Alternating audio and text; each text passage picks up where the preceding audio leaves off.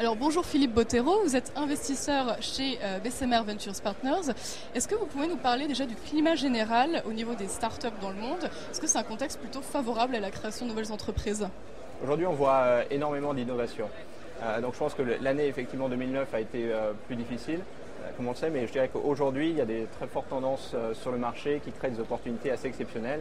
Dans le domaine du mobile, où on est en fait passé de téléphone à vraiment une plateforme informatique sur laquelle on peut développer de nouveaux logiciels, de nouvelles applications.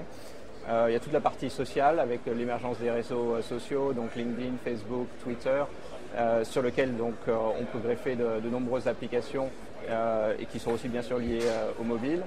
Et puis il y a une troisième tendance très forte que je suis également, qui est tout ce qui est cloud computing, SaaS, et donc le fait d'avoir des logiciels, des services à distance accessibles directement à partir de l'Internet.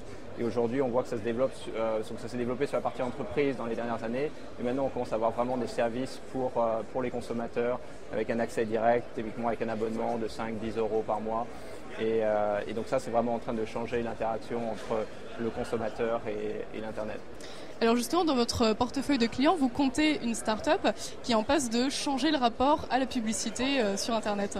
Exactement. Donc j'ai investi au début de l'année dans une start-up qui s'appelle Criteo, qui fait du reciblage publicitaire sur Internet. De manière très simple, si vous regardez une publicité sur les 3 Suisses ou la Redoute, vous regardez des produits sur ces sites, et pour une raison, le téléphone sonne, vous partez. Le lendemain, vous allez regarder les news sur Yahoo, sur TF1, et vous allez voir une publicité avec des produits que vous avez vus. Alors, vous allez remarquer pourquoi? Parce que pour la première fois, vous voyez des bannières publicitaires qui vous présentent des produits qui vous intéressent, et donc vous pouvez cliquer et retourner sur le site d'où vous venez. Donc c'est là, je dirais que pour la première fois, on va avoir sur l'internet, on voit des bannières qui correspondent à un besoin, une attente utilisateur, et ça se fait sans utilisation de données personnelles, donc il n'y a aucun problème d'atteinte à la privacy, donc à la vie privée des gens. Alors vous êtes français, vous travaillez pour une société américaine. Est-ce que vous voyez une différence culturelle dans la culture, justement, le rapport à l'entrepreneuriat, à la prise de risque entre les sociétés américaines et françaises? Je dirais qu'il y a une différence culturelle qui est assez importante et je dirais qui se traduit par beaucoup plus d'optimisme aux États-Unis. Et donc c'est fréquent de voir donc, des entrepreneurs qui ont une idée, qui vont se lancer, qui vont hypothéquer leur maison pour investir et financer leurs idées. Et ça, c'est des choses qu'on voit beaucoup plus rarement en France. Alors ça existe, hein. Si on regarde des sociétés donc, comme Criteo, il y a des gens qui sont prêts à prendre des risques. Mais je dirais qu'effectivement, il y en a beaucoup plus aux États-Unis. Et en France, je dirais qu'on est plus dans une société plus conservateur en termes de prise de risque.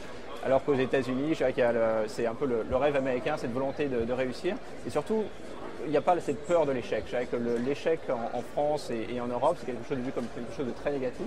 Alors qu'aux États-Unis, c'est plus que vu comme une étape de l'apprentissage. Et donc voilà, on peut créer une société, ça ne marche pas, on va en créer une deuxième, ça ne marche pas, on va en créer une troisième.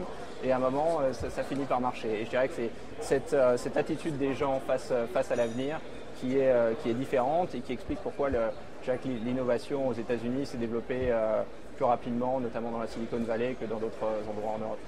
Merci beaucoup Philippe Bottero, j'espère que vous n'aurez pas hypothéqué votre maison vous-même. Voilà, merci. Merci.